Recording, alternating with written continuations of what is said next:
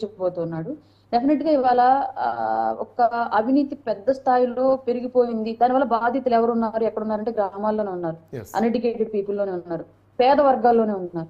వాళ్ళందరికీ అండగా నిలవాల్సిన బాధ్యత ఆయన భుజాల మీద ఉందనుకున్నారు. కాబట్టి ఆయన వాళ్ళ అంతా గ్రామాలకి, సామాన్యులకి, ట్రైబల్స్ కి, వీళ్ళందరికీ రిలేటెడ్ గా ఉండేటువంటి శాఖను తీసుకున్నాడు. పవన్ కళ్యాణ్ అనే వ్యక్తిని మేము ఒక నాయకుడిగా కాకుండా ఒక దేవుడిగా కొలుస్తామంటే దానికి కారణం అదే. సామాన్యుడి కన్నీళ్ల నుంచి వచ్చిన నాయకుడు ఆయన, సామాన్యుడి ఆవేదన నుంచి పుట్టిన నాయకుడు ఆయన, పేదవాడి ఆకలి బాధల నుంచి పుట్టిన నాయకుడు ఆయన. అట్లాంటి వ్యక్తి కాబట్టే మాకు ఇవాళ ఆయన కేవలం వ్యక్తి కాదు, మహోన్నత వ్యక్తిత్వం, ఒక శక్తి ఆయన రాష్ట్రంలో.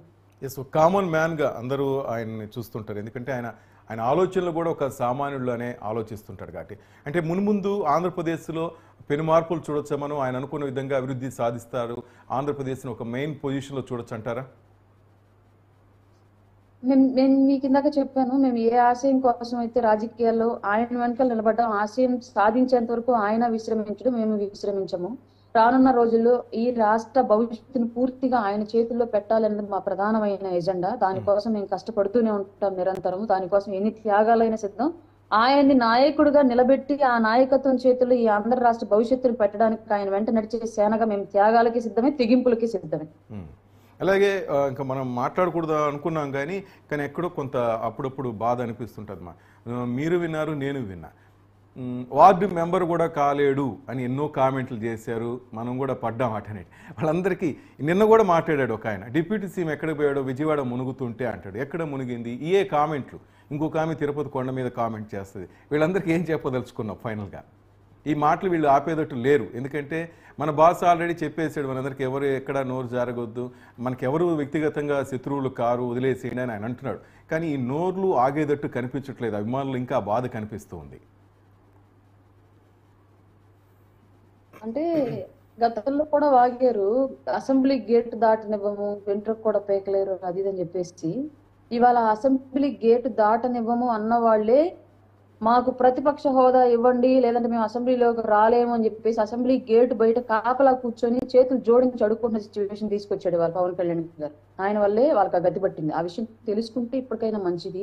రెండోది ఏంటి అంటే, వ్యక్తిగత దోషంలో అనేవి పవన్ కళ్యాణ్ గారి వ్యక్తిత్వానికి కంప్లీట్ గా దూరం. వాటి గురించి మేము మాట్లాడినా ఆయన ఒప్పుకోరు, ఆయన కూడా మాట్లాడు.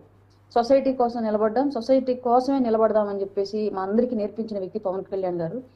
వీళ్ళు ఎన్ని మాటలు మాట్లాడినా పిచ్చి కుక్క స్వభావం ఉన్నటువంటి ఆ వ్యక్తులు ఎవరైతే ఉన్నారో వాళ్ళు ఇంకా ఆ స్వభావాన్ని అలాగే కంటిన్యూ చేసుకుంటే, ప్రజలే ఆల్రెడీ చెప్పుతో కొట్టినట్టు సమాధానం చెప్పారు. రానున్న రోజుల్లో కూడా ప్రజలే సమాధానం చెప్తారు, మేమేమి చెప్పక్కర్లేదు. ప్రకృతి కన్నా, భగవంతుడి కన్నా మించిన వాళ్ళు ఎవరు లేరు అని బలంగా నమ్మేవాళ్ళం మేమంతా కూడా. ఆల్రెడీ వాళ్ళకి చెప్పే బుద్ధి భగవంతుడు పక్క చెప్తూనే ఉన్నాడు. రానున్న రోజుల్లో ఆయనే చూసుకుంటాడు వాళ్ళ పరిస్థితి, ప్రజలే చూసుకుంటారు. కాబట్టి అట్లాంటి వాళ్ళ గురించి మాట్లాడి ప్రజలు మాకు ఇచ్చినటువంటి విలువైన సమయాన్ని వృధా చేసుకునే ఉద్దేశం మా నాయకుడి దగ్గర కానివ్వండి, మా దగ్గర కానివ్వండి లేదు. రైట్. ఇప్పుడు ఈరోజు సేవా కార్యక్రమాలు చేస్తున్నారు అరుణమ్మ. మొత్తం మీద చూస్తుంటే ఏమనిపిస్తోంది? ఈరోజు ఆ డొక్కా సీతమ్మ అన్నదాన కార్యక్రమం అయితేనేమి, ఈరోజు బర్త్డే అయినా అన్నయ్య ఇచ్చిన పిలుపుతో చాలామంది ఆ విజయవాడ, ఇటు ఖమ్మం జిల్లా, అంటే రాష్ట్రాలు కాదు, తెలుగు ప్రజలు ఎక్కడున్నా వాళ్ళని హెల్ప్ చేయండి అని ఆయన ఇచ్చిన పిలుపుతో ముందుకెళ్ళారు. మీ వీర మహిళలు అయితేనేమి, వీర సైనికులు అయితేనేమి, వీరందరికీ ఏం చెప్పదలుచుకున్నారు? జనరల్ గా అండి నాకు నిన్న నవ్వు వచ్చింది. నవ్వు కాదు అంటే ఆశ్చర్యం అనిపించింది. జనరల్ గా ఒక గవర్నమెంట్ ఏదైనా ఇష్యూ నడిస్తే గవర్నమెంట్ యంత్రాంగం ఎవరితో, అంటే నాయకులు ఎవరితో కాన్ఫరెన్స్ కాల్స్, సమీక్షలు జరుపుతారు జనరల్ గా? ఆ శాఖలకు సంబంధించిన ఆఫీసర్స్ తోటి, అందులో ఉన్నటువంటి ఉద్యోగులతోటి, సంబంధిత శాఖకు సంబంధించిన వ్యక్తులతో జరుపుతారు.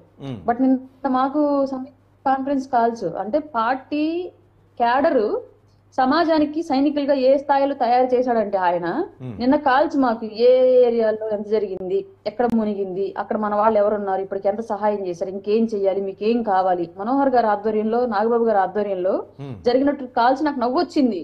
అంటే అక్కడ బాధపడుతున్న సిచ్యువేషన్ కరెక్టే, బాధల్లోనే ఉన్నారు. బట్ ప్రభుత్వ యంత్రాంగం కన్నా కూడా జన సైన్యాన్ని, వీర మహిళల్ని ఎంత ట్రస్ట్ చేశారు. మేము ఒక విషయాన్ని గనక మేము పట్టుకుంటే దాన్ని ఎంతైనా సరే, ఎక్కడ దాకా నిలబడైనా సరే ఆదుకుంటాం అన్న విషయాన్ని సొసైటీ ఎంత నమ్మింది అన్నది మాకు నిన్న అర్థమైంది. మాకు జరిగింది నిన్నటి నుంచి. మా వాళ్ళు గ్రౌండ్ లోకి వెళ్ళిపోయి ఫ్లడ్ లో దిగేసి వాళ్ళకి భోజనాలు, ఎవరైనా ఇబ్బందుల్లో ఉన్న వాళ్ళని తీసుకొచ్చి సురక్షిత ప్రాంతాలకు తరలించడం అంతా కూడా జనసేన నాయకులు, సైనికులు, వీర మహిళలు చేస్తూ ఉన్నారు నిన్న విజయవాడ మొత్తం అంతా కూడా. అంటే మమ్మల్ని ఒక సమాజం కోసం తెగించి పోరాడేటువంటి మిలిటెంట్ లాగా తయారు చేసిన వ్యక్తి పవన్ కళ్యాణ్ గారు.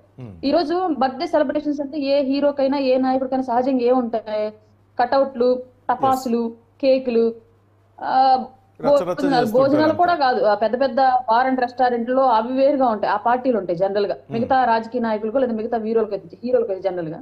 బట్ పవన్ కళ్యాణ్ గారి బర్త్డే అంటే ఫస్ట్ మాకు గుర్తొచ్చేది రక్తదానం, అన్నదానం, మెడికల్ క్యాంపు. ఇప్పుడు కొత్తగా గ్రీన్ ఆంధ్ర, క్లీన్ ఆంధ్ర అని ఈ బర్త్డేకి నామకరణం చేసి నా కోసం మీరు చెత్త ఎత్తి పారేయండి, నా కోసం మీరు చెట్లు నాటండి, అది నా కోసమే మీరు చేసేది అయి ఉండొచ్చు, బట్ రేపొద్దున మీ భవిష్యత్తు కోసం, మీ కోసం, మీ సమాజం కోసం పని